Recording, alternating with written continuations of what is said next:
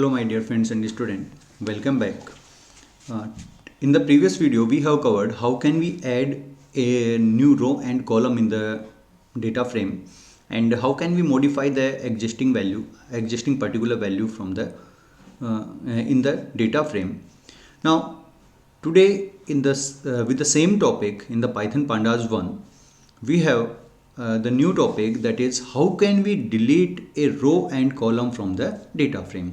Suppose that you have one data frame, आपके पास में कोई भी एक डेटा फ्रेम है, उसमें से आपको किसी रो को रिमूव करना है या फिर आपको किसी कॉलम को रिमूव करना है, तो उसको हम कैसे रिमूव करेंगे. सो फर्स्ट पॉइंट आपका इस वीडियो के अंदर ये रहेगा और सेकंड पॉइंट रहेगा हमारा how to rename the column labels and the index values of a data frame. इसके लिए हमारे पास में एक रीनेम नेम से फंक्शन होता है, मेथड है, जो हम यूज में लेंगे डेटा फ्रेम के लिए to change the index values and the column labels of the data frame. Okay, so in this video the first topic is how to delete a row and column from the data frame. Okay, so to perform this task we have two options. Either we can use del statement or we can use drop function. Okay, so with the del statement we just we have to specify the column name that we want to delete. How can we use the del statement? We have to write del, then after that data frame name, then specify any column name that you want to remove. Okay, this is the way how can we delete a column from the data frame. Let's see with the help of practical. I am taking the same example that I have used in the previous examples. For example, you have this data frame. Okay, now I want to remove suppose that phy column from the data frame. Okay, I want to remove this phy column. Okay, so for that what we have to do, we have to use del, then data frame name, then specify the column name आपने specify किया. Okay, then after that print your data frame again. Okay, now let's run it. Now see, the first print command will display the original data frame that has three columns, name, phy and chem. Okay, and here after the execution of this del statement, del df phy, it will remove the physics column. तो इसने क्या किया, phy name से जो column था उसको remove कर दिया. Now your data frame has only two columns, one is the name and second is chemistry, chem. Okay, so this is the first way how can we remove a column from the data frame. Okay, now in place of this del we have second option, that is drop function. We can use drop function also, and whenever we use drop function then it always generate a new data frame. हमेशा output में एक नई data frame return करेगा. And with the drop function we can specify here index value. Okay, आप यहाँ पर index values को supply करेंगे and maybe you can specify यहाँ पर sequence of the indexes. Okay, more than one index values भी आप यहाँ पर प्रोवाइड करवा सकते हो in form of sequence. Okay, so and if you want to remove a column from the table then here you can specify access also. Access equal to, यदि आपने 1 specify कर दिया यहाँ पर, access equal to यदि आप यहाँ पर 1 स्पेसिफाई करते हो तो आप access equal to 1 का मतलब क्या हो गया, कॉलम्स के लिए, तो आप कॉलम्स को भी रिमूव कर सकते हो. ओके, सो दोनों को आप प्रैक्टिकल करके देखते हैं, ज़्यादा क्लियर हो जाएगा किस तरह से हमें इसको यूज में लेना है. So let's see the drop.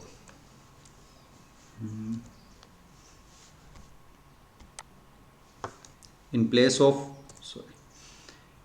of del command, now I am going to use drop function. df drop आपने किया. ओके, देन आपको यहाँ पर क्या स्पेसिफाई करना है, index value. So index value क्या हमारी यहाँ पर, सपोज दैट आपको रोल नंबर 1 की डिटेल्स को रिमूव करना है तो आपने किया df drop roll number 1.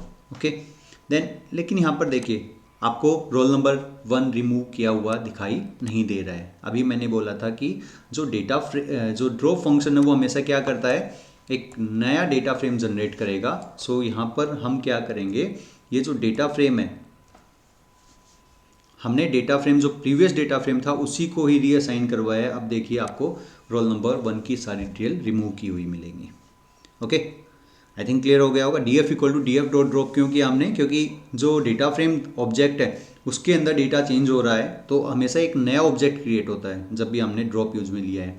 And in place of roll number you can supply your multiple index values, like suppose that हमारे पास में इस एग्जांपल को लेते हैं जहां पर हमारे पास में डिफॉल्ट वैल्यूज हैं 0 1 2 3 इंडेक्स वैल्यूज के लिए। ओके, नाउ यहाँ पर देखिए, यहाँ पर डिफॉल्ट वैल्यूज क्या हैं, 0 1 2 3 है।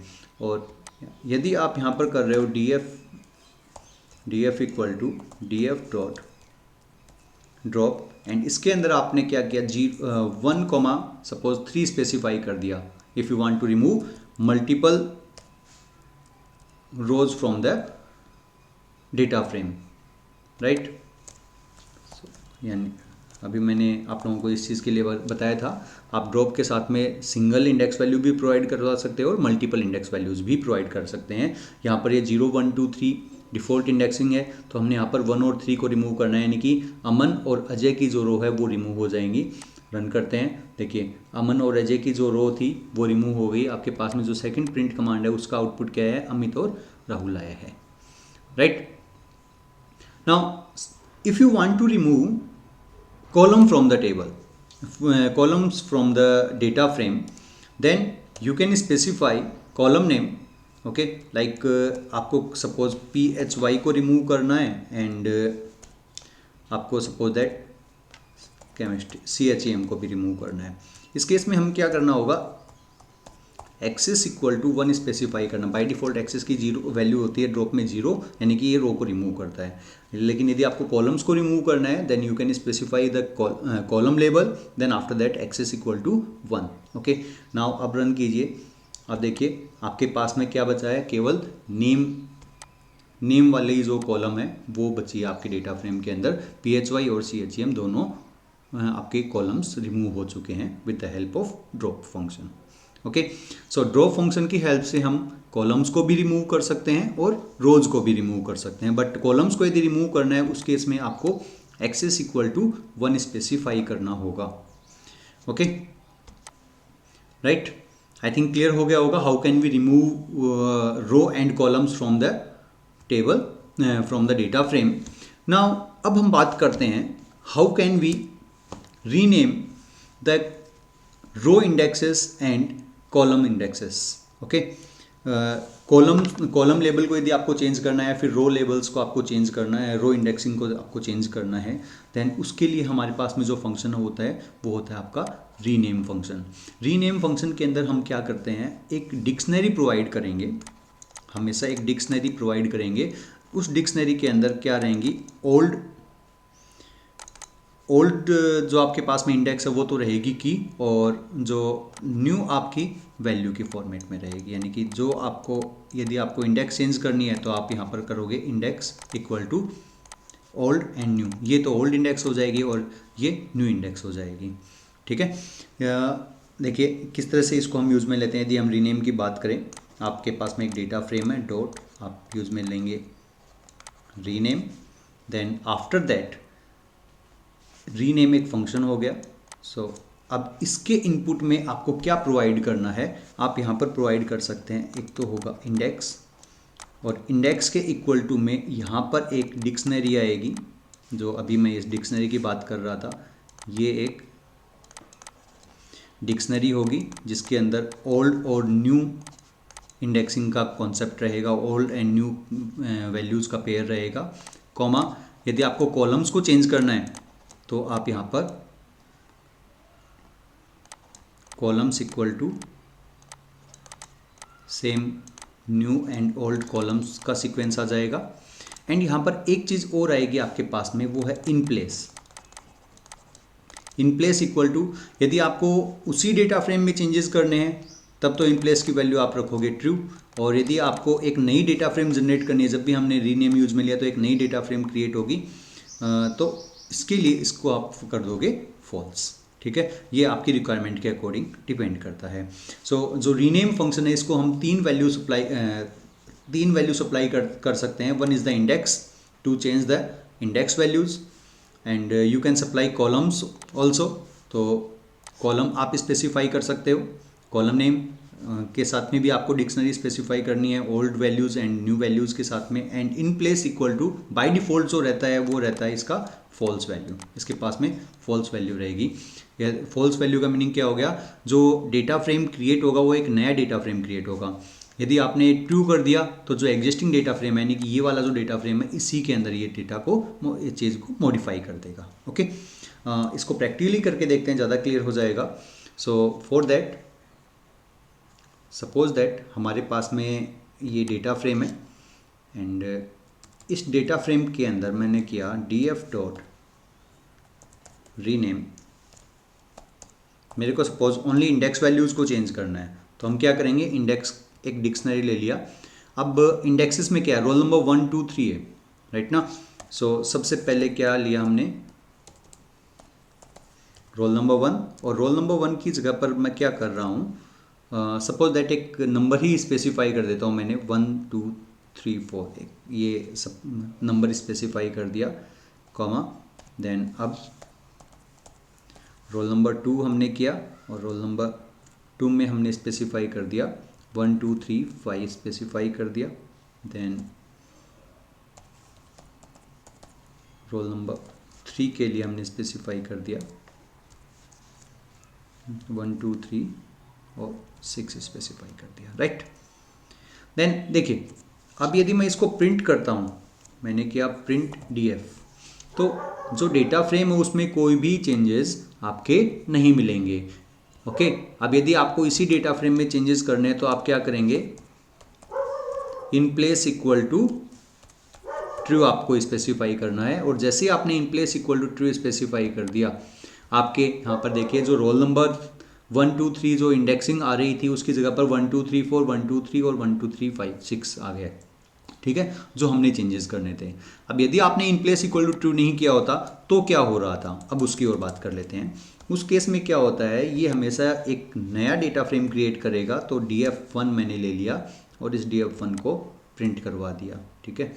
अब देखिए दो डेटा फ्रेम आपके पास में df और df1 के अंदर, और df1 के अंदर तो चेंजेस हो गए हैं, और df के अंदर जो डेटा फ्रेम आपका ओल्डर है उसमें कोई भी चेंजेस नहीं हुए हैं। यू कैन सी दिस, देखिए रोल नंबर 1 2 3 आ रहा है सेकंड वाले में, क्यों, क्योंकि इसने उसमें उस पर्टिकुलर डेटा के अंदर कोई भी चेंजेस नहीं किए हैं। ओके, एग्जिस्टिंग डेटा फ्रेम के अंदर कोई भी चेंजेस नहीं किए हैं। यदि एग्जिस्टिंग डेटा फ्रेम में आपको चेंजेस करने हैं तो उस केस में आपको क्या करना होगा, in place equal to true specify करना होगा, तभी आपका एग्जिस्टिंग डेटा फ्रेम में चेंजेस होगा, अदरवाइज नहीं होंगे। ओके, नाउ अब सपोज दैट आपको कॉलम्स को भी न्यू नेम प्रोवाइड करना है, ठीक है। ये जो नेम आ रहा है phy और chem आ रहा है, इसको भी आपको चेंज करना है, तो आप क्या करोगे,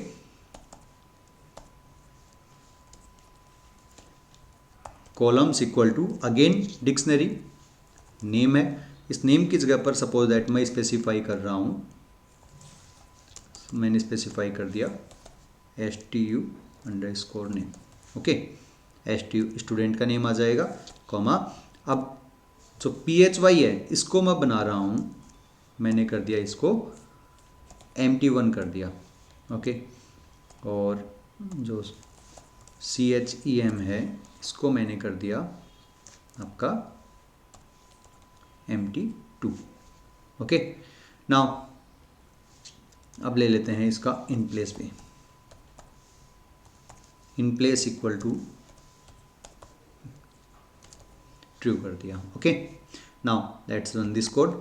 देखिए आपके पास में कॉलम लेवल भी चेंज हो चुके हैं, जो पहले थे नेम phy और chem, इसकी जगह पर क्या आ गया, stu नेम स्टूडेंट नेम आ गया, empty1 और empty2 आ गया। देन कॉल इंडेक्सिंग के लिए हमने 1 2 3 4 पहले स्पेसिफाई किया हुआ था, तो इंडेक्स वैल्यूज भी चेंज हो गई हैं। आई थिंक क्लियर हो गया होगा किस तरह से इसको हमें यूज में लेना है।